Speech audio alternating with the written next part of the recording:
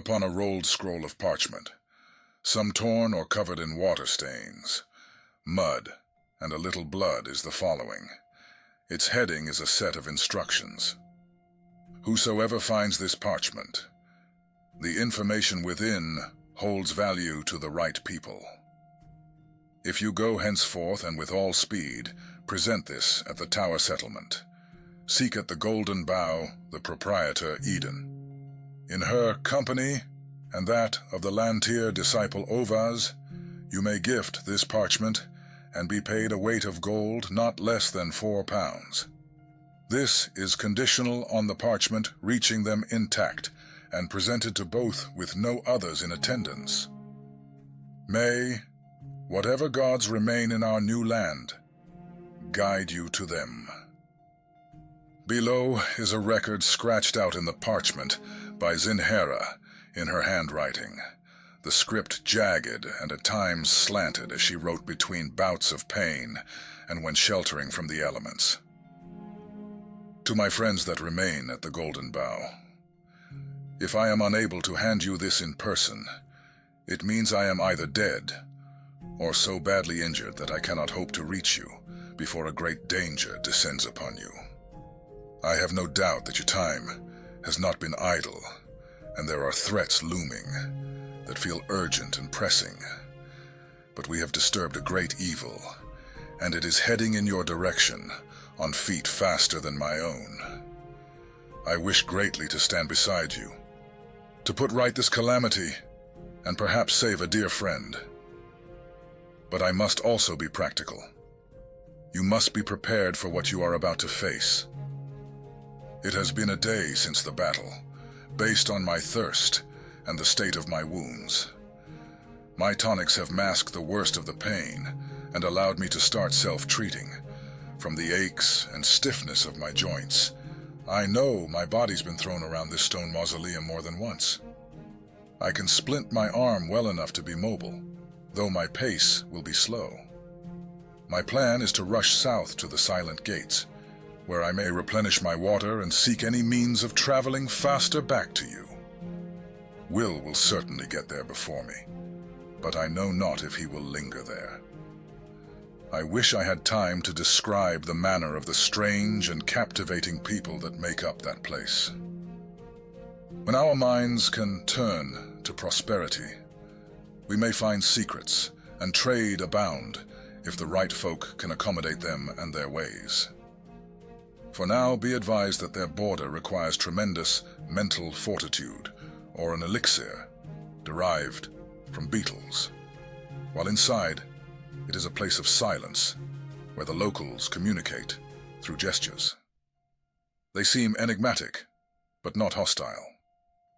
We should have counted their discovery as a blessing and not pushed farther. I have put off describing my foe because I had hoped I could consult with Ayanga about its nature. Alas, she is silent. Her presence within me a small, feeble spark I cannot rouse. She may have been badly injured from our enemy, placed in magical slumber, or merely sulking, that she has faced a being that bested her. I dearly want to hear her biting voice, chastising me for such an idea. But her absence makes me feel abandoned and vulnerable. Even worse, I know from the fragments I saw while she was fighting, that she has knowledge that may be vital. I must note down as best I can the events, and hope others can glean what is required. If Ayanga wakes, she will certainly be keen to see the imprisonment or destruction of this malevolent spirit. I clearly remember entering the mausoleum, drawn in by a feeling of overwhelming curiosity.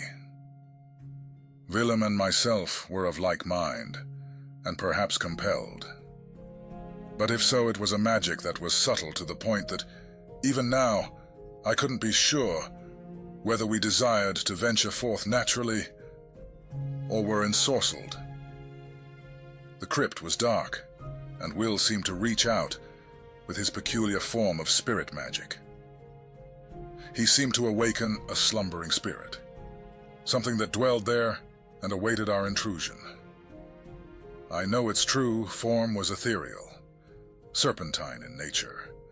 It could summon legions of spirits in a similar image, phantoms of limited form that our magic could harm, but seemed endless. I know Ayanga spent her energies freely in trying to send them to oblivion. Their master slipped from a firm attack, cunning, and always shrugging off whatever assault we could muster. We were worn down, Ayanga tired, her limits pushed, or perhaps deliberately drawn out until exhaustion. I know Will fought by her side, and strived greatly, but even he could not continue forever. When we were weakened, it struck. Will was possessed by the spirit. I don't know why it chose him, a seeming master of the spirits who had dominion over souls. I wonder if my own head is just too crowded to give it refuge. I do not fault my friend for failing to triumph over its mental onslaught. No doubt he would have been a difficult target for subjugation. Heed this as a testament to its power, for it has laid low perhaps our strongest rogue in the manners of the mind and soul. Will left us in that place, his body a vessel for this malignant specter that was now free to move throughout this plane as it saw fit. It will be heading towards you, clad in the face of one you trust. What its goals are, I cannot fathom. I have little else to go on save this sliver of detail that was revealed during the battle. The spirit was surprised at Ayanga's presence, and perhaps enraged. Ayanga herself was furious, recognizing it and determined to unleash her wrath upon it. She called it out plainly, so I am confident in her labeling it as a jinn. Ayanga is guarded in her talk of her past and where she is from, but I have spent a long time with her, and I have pieced together the following. This is dangerous knowledge, both for us and for the world. Treat it with caution, I beg of you. Ayanga hails from a plane beyond our own, where most of those there are spirits tied to an element of creation, a creature or emotion. They weren't always such, but their ruling class, calling themselves jinn, decreed that they go from changing and ethereal beings to those bound by form and rules. This was done forcefully, and I understand that Ayanga was the chief rebel against this action. I know that she lost, and she did not take her defeat with grace and humility. This is where her petulance may save us. Ayanga found our world before she was bound to me, and as revenge against the jinn, she gave mankind the secrets to summoning and binding their kind. She wanted them to suffer in imprisonment, the way she felt that she suffered in her new, immutable form. For this betrayal, she was banished to this plane and bound to myself. Time is not the same for them as for us. Ayanga gave this secret to men centuries ago, and it is out there. The ritual is somewhere in a dusty tome that will create an impenetrable prison for a jinn, making it a meek slave to the container's owner, who may siphon off its power for themselves. There are stories of men using jinn to grant wishes, or infusing their bloodline for generations to come with inherited sorcerous power. Some jinn are allowed to return to their plane after this, but it is thought many are used and driven to the point of destruction once they're so contained.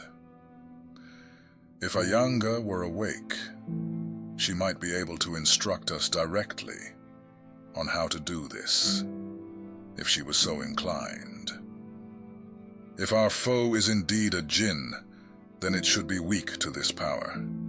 Rather than fight blindly and risk the death of our ally, we may be able to craft a vessel to keep this spirit at bay and away from working its evil against us. With knowledge and a skilled craftsman, we might have a hope.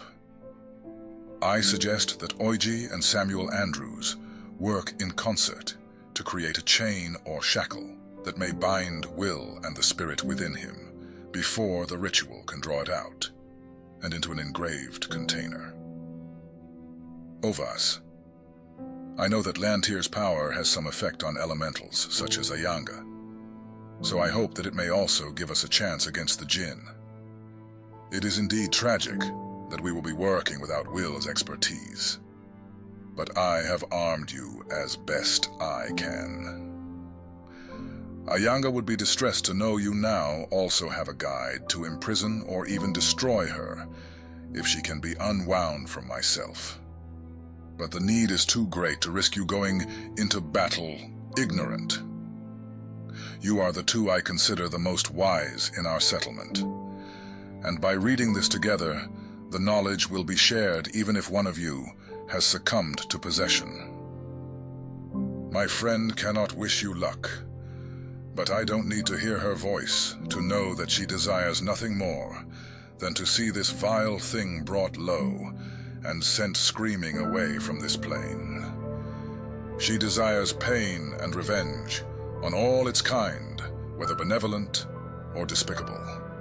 If she returns, I can forgive her motives, for we are united in purpose, and we're going to need an abundance of allies to survive this fight with our friends intact. May the wind and sands carry me to you before the ensuing storm. Zinhera.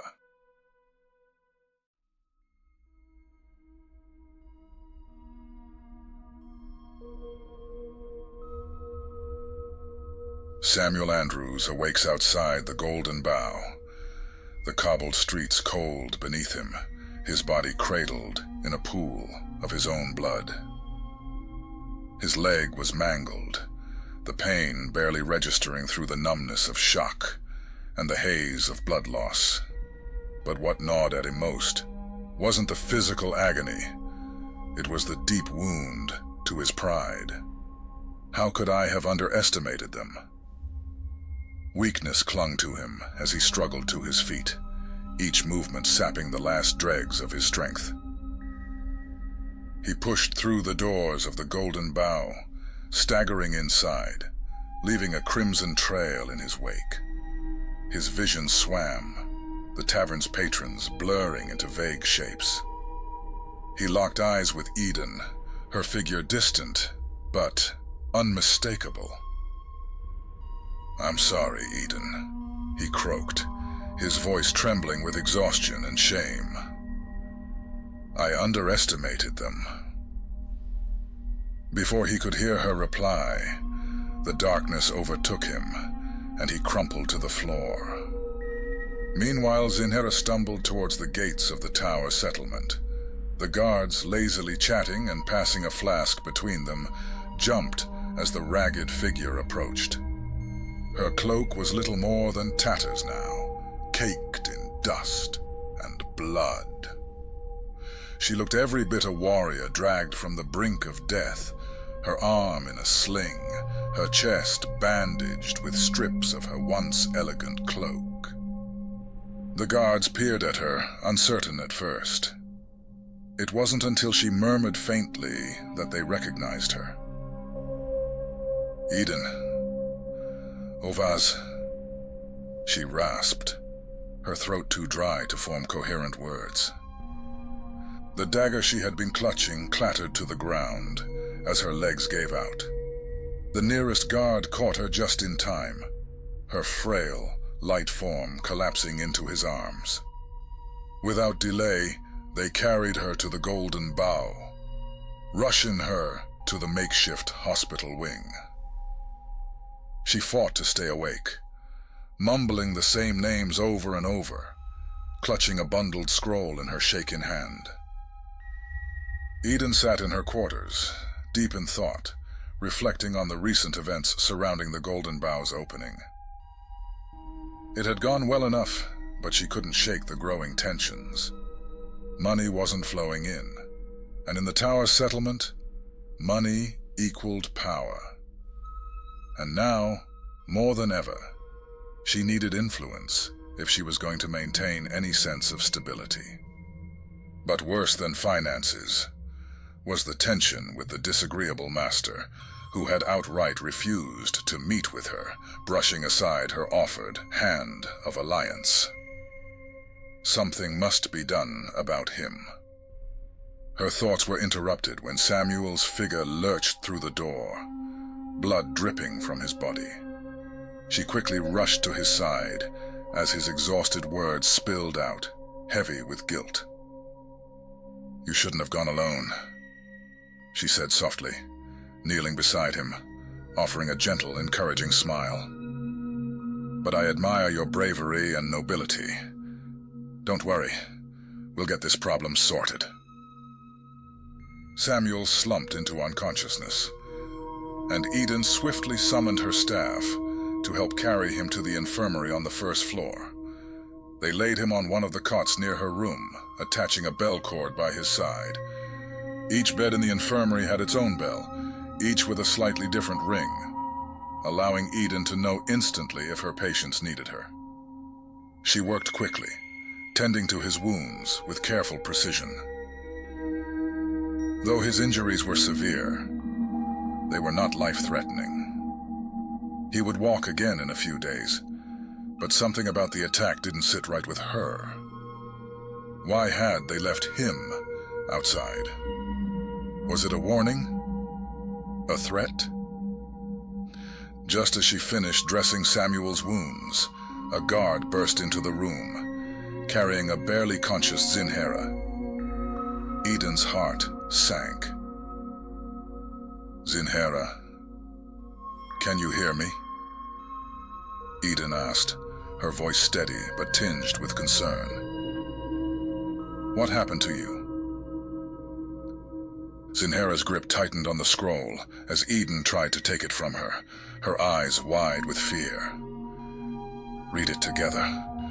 Don't let yourself be left alone," she whispered, before exhaustion finally claimed her, and she sank into a deep, fevered sleep. Her final words lingered in the air. "With will."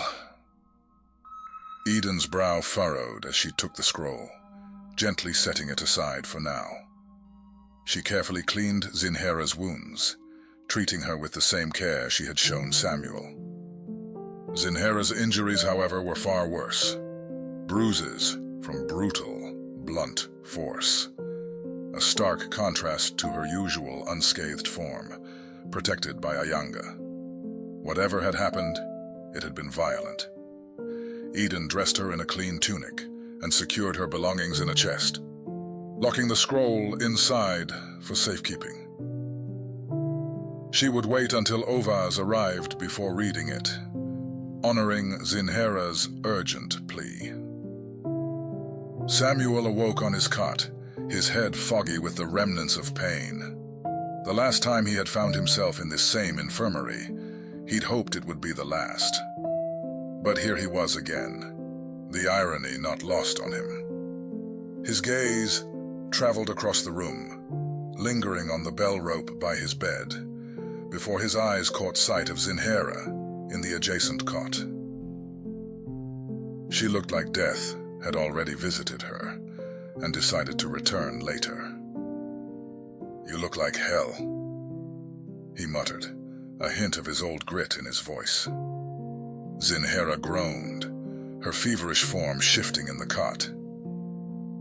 Despite her own injuries, she managed a wry smile, though her voice was weak. "It seems you've recently become an expert on that subject. Did you fall down and hit your head on a god king?" Willem stumbled through the back door of the Golden Bough, his body wrapped in a tattered tarp, like discarded refuse. Every step was agony, his muscles screaming from exhaustion, his wounds still fresh from the jinn's possession. The spirit had driven his body mercilessly, forcing him to move without food or rest. Now, freed but broken, he collapsed against the walls of the Golden Bough, forcing himself toward the infirmary. The sight of Eden's work momentarily lifted his spirits. She had done well, in his absence. As he reached the infirmary door, voices filtered through. A conversation. The room was not silent, nor empty. They were alive. He hesitated, dreading what he might find within, but pressed forward, opening the door. "A god king is the least of our worries," Willem rasped, stepping inside. His smile was tired, but warm, as his eyes fell upon his injured companions. "We need to find Darren Longswift, the do-gooder." Samuel, despite his exhaustion, chuckled. "If only it was that simple. After you left, a group calling themselves the House of Tiny Lies made their presence known. They flaunted their wealth, trying to sway the masses, but they threatened Eden and the Golden Bough in the process." His face darkened as the memory surfaced. "I tried to send a message, but I underestimated their strength. We've got more than just a would-be God King to worry about." His eyes widened as he fully took in Willem's appearance. "Willem, what happened to you? What happened to Darren?" Zinhera froze as Willem entered the room. His face was gaunt, his body battered, but all she could see were the djinn's serpentine eyes, the malevolent force that had worn Willem's body like a cloak. Her hands shook, clutching the beam for support as she hauled herself upright, her body screaming in protest. She grabbed her dagger, brandishing it in Willem's direction, her eyes wild with fear. "Get back!" she shouted, her voice hoarse with panic. "You will not claim that man as your puppet any longer. I know what creature you are, Djinn, and others will soon know how to fight and defeat you. I will watch those serpents' eyes go dark when death claims you." Willem raised his hands in a gesture of peace, stepping back slightly. "It's gone, Zinhera," he said softly, his voice weary. He sank onto an empty cot, wincing as he moved. "To answer your question, the djinn took Darren." He exhaled deeply, his body deflating from the weight of the truth. "I just woke up in the alley. I remember little, but I was going to send someone to find you, to help you, now that I'm free." Zinhera's dagger lowered, but her gaze remained fixed on him, distrust still evident. Willem continued, his voice thick with exhaustion. "Darren found me here at the bow. He knew I wasn't myself, saw through the djinn, and demanded it release me. He offered himself in my stead, and I couldn't stop it." Willem shook his head in disappointment. "The djinn took him. I fought, but I failed." As their conversation continued, Eden listened from the other side of the door, her heart heavy with the realization that Darren was now under the control of the djinn. She paced back and forth, her own fears growing, her draconic heritage, the strange changes in her eyes. The idea of being possessed terrified her. What would happen if the djinn found a way into her? Could it unleash her dragon form? Finally, unable to stay hidden any longer, Eden opened the door and entered the infirmary. She moved toward Willem, checking his wounds briefly before turning her attention to Zinhera. "Zinhera, I need to apologize. I read the scroll without waiting for Ovas. I didn't want to delay too long. I've heard that things have changed again." Eden's voice trailed off, her concern evident as she glanced between Willem and Zinhera. Knowing that whatever information the scroll held, it only added to the growing storm surrounding the Golden Bough and the dangers that awaited them.